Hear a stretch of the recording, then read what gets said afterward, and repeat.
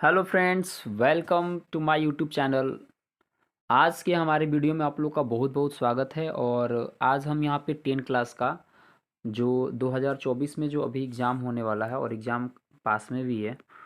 तो यहाँ पे जो बच्चे 10 क्लास का अपना तैयारी किए हुए होंगे, बहुत अच्छा है, बहुत अच्छे से आप लोग तैयारी वारी किए होंगे, कर रहे हैं।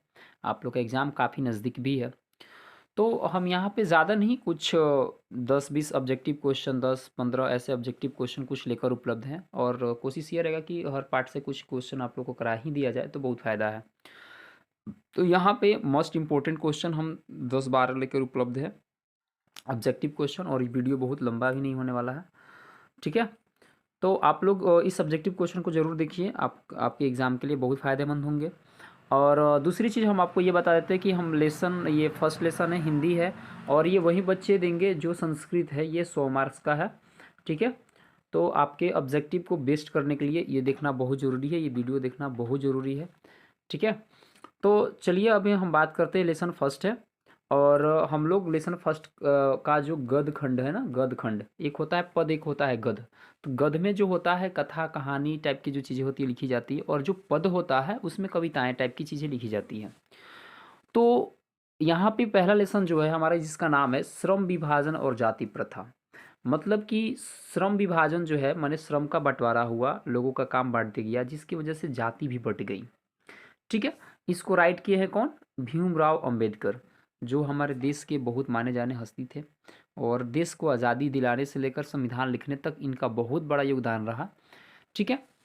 तो बहुत अच्छे ये वर्क किए डॉक्टर भीमराव अंबेडकर, और ये अपने तरफ से लिखे हुए श्रम विभाजन और जाति प्रथा लेसन, और बहुत मस्त लेसन है, इसको पढ़ना चाहिए, इस एग्जाम में क्वेश्चन भी ज़्यादा आते हैं, ठीक है।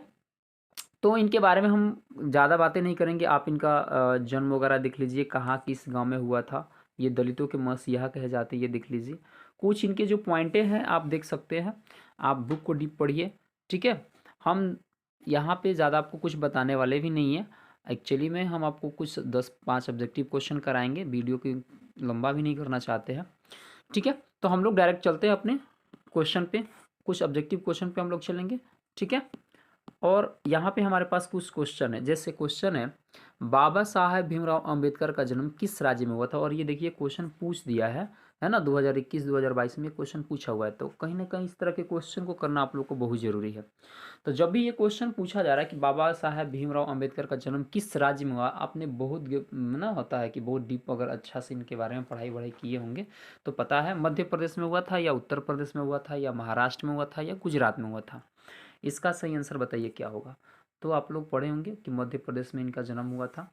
अगला क्वेश्चन है, भारत में जाति प्रथा किसका मुख्य कारण है? बेरोजगारी का है, गरीबी का है, अमीरी का है, उद्योग धंधा की कमी का है, या अमीरी का? मतलब ये बताना है। ये भी 2021 में क्वेश्चन पूछा हुआ है, ठीक है। तो भारत में रियल में जो जाति प्रथा जो मुख्य कारण बना हुआ है, ये जो बहुत डेंजर चीज़ें पैदा हो गई है, वो बेरोजगारी।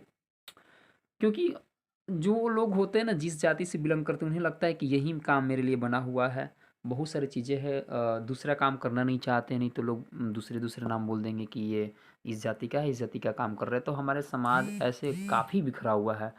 तो इवन ध्यान ये देना है कि ये चीज़ें नहीं होनी चाहिए, ठीक है। आगे क्वेश्चन की तरफ हम बढ़ चलते हैं। क्वेश्चन है, मानव मुक्ति के पुरोधा किसे कहा गया है? मानव मुक्ति के पुरोधा किसे कहा गया है? नलिन बिलोचन शर्मा जी का, यतीन्द्र मिश्र, भीमराव अंबेडकर, या अमरकांत? ये बताना है कि ये इसका सही आंसर क्या होगा। मानव मुक्ति के पुरोधा किनको कहा गया है? तो जब आप नॉर्मली बताइए, आप जब पहला लेसन पढ़ रहे हैं तो आप कॉमन सेंस में लगाइएगा तो आंसर पता चल जाएगा। भीमराव अंबेडकर जी को कहा जाता है। जाति प्रथा स्वाभाविक विभाजन नहीं है, क्यों? माने स्वाभाविक मतलब स्वभाव के आधार पर नहीं किया गया है, रुचि मतलब ऐसा कारण क्या है? क्या भेदभाव के कारण है, शोषण के कारण है, गरीबी के कारण है, रुचि पर आधारित नहीं होने के कारण है? क्या है एक्चुअली में? आप कहानी को सही से पढ़िएगा। देखिए ये भी क्वेश्चन पूछा हुआ, मैं ऐसे कोई क्वेश्चन की बात नहीं कर रही, क्वेश्चन पूछा है इसकी बात हम कर रहे हैं। तो पहला बात ये आपको बता देते हैं कि जो जाति प्रथा का बात हुआ है वो किसी की रुचि पे आधारित नहीं है, रुचि पे आधारित नहीं है, ठीक है। ऐसा आदमी जन्म लिया, जिस जाति में जन्म लिया, हाँ हाँ तो आपको यही काम करना है, आपका ये जात है, आपको ये काम करना है, इस पे ये चीज़ें बन गई, ठीक है, तो ये काफ़ी गलत चीज़ें है ना, ऐसा नहीं होना चाहिए। अगला क्वेश्चन 5वां नंबर है, आदर्श समाज स्वतंत्रता समानता भ्रातृत्व पर आधारित होगा, किसने कहा? यानी आदर्श समाज स्वतंत्रता समानता, है ना, और भ्रातृत्व पर आधारित होगा, ये बात किसने कहा था? मैक्स मुलर बोले थे, भीमराव अंबेडकर बोले थे, बिरजू महाराज बोले थे, या अज्ञाय बोले थे? ये बात बताना है कि कौन बोले थे। तो हम जो पाठ पढ़ रहे हैं भीमराव अंबेडकर, जाहिर सी बात है कि अगर वो बोल रहे हैं तो उन्हीं की बात है। ठीक है, अगला क्वेश्चन की तरफ बढ़ चला जाए, भारतीय संविधान का निर्माता किसे कहा जाता है? तो आप लोग को बात पता है कि भारत के संविधान में, अब ऑप्शन के अनुसार हमको खेलना है तो दिमाग लगा लेना है कि भीमराव अंबेडकर जी भारत के संविधान में कोई लिखे, अच्छा हेल्प किए, इन्हीं की वजह से संविधान इतना बड़ा लिखा पाया, बन पाया, तो बहुत बड़ी बात है। भीमराव अंबेडकर के चिंतन और रचनात्मक के प्रेरक व्यक्ति कौन थे? अब ये जानना है, बुद्ध थे, या कबीर थे, या ज्योतिबा फुले थी, या इनमें से सभी लोग थे? ये भी देखिए 2023 में क्वेश्चन पूछा हुआ है। देखिए ऐसे अच्छे अच्छे क्वेश्चन को आपको दिखना होगा, समझना होगा, परखना होगा। तो इसका सही जवाब बताइए क्या होगा? ठीक है, तो ये सारे लोगों से प्रेरित हुए थे। हूँ आर सुद्राज किन की रचना है? हूँ आर सुद्राज किन की रचना है? बताइए, हूँ आर सुद्राज किन की रचना है? ब्राह्मण, सॉरी, भीमराव अंबेडकर की, अमरकांत की, महात्मा गांधी की, यतीन्द्र मिश्र की? ये भी क्वेश्चन 2023 में पूछा हुआ है। ठीक है, आप बताइए इसका सही आंसर क्या होगा? आप अच्छा से पढ़े होंगे तो आपको ये पता होना चाहिए। ठीक है, भीमराव अंबेडकर की।